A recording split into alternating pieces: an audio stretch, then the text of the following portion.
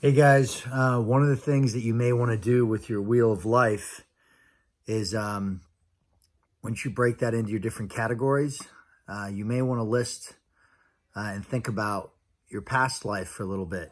And if let's say if you're in like if you're like me, if you're in your late 40s, what have you done in the past 10 years in those different areas of your life, and what have you done in the past 10 years before that?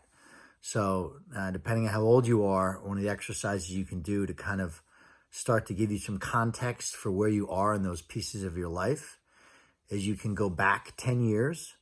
For me, that's three sections of 10 years. So 40 to 49, 30 to 39, 20 to 29. That's as far as I went back. And you can start to list some of the highlights in each of those different areas of your life. So fun and enjoyment, health, family relationships,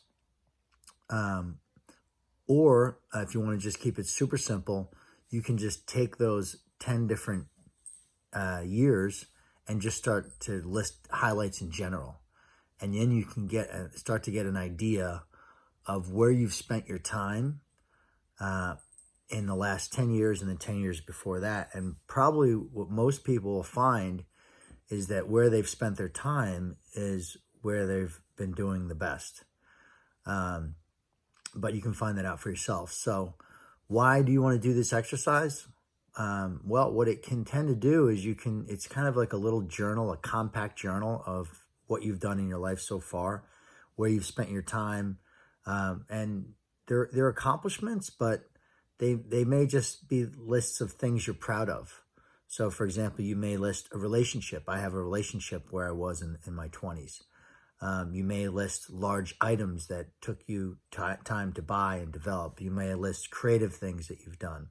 Like for me, jiu-jitsu was one of those milestones, getting my black belt in jiu-jitsu. So there are highlights in your life, but what the exercise is going to do is just going to help you look at what you've done in the past and give you a framework for where you've spent your time. And why is that important?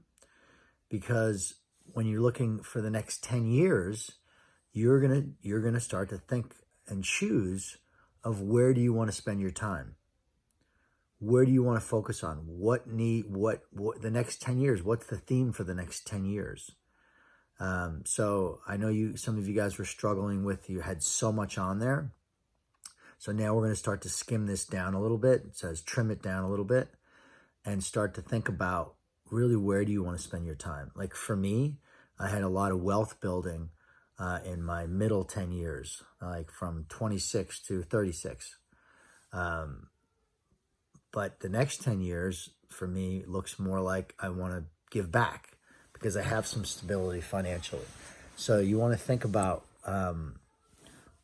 what you want to focus on. Maybe you want to focus on some space that's lacking.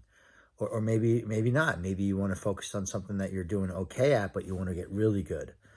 So I just want you guys to really kind of be in this a little bit, just swim in it a little bit, looking at the past, thinking about the future.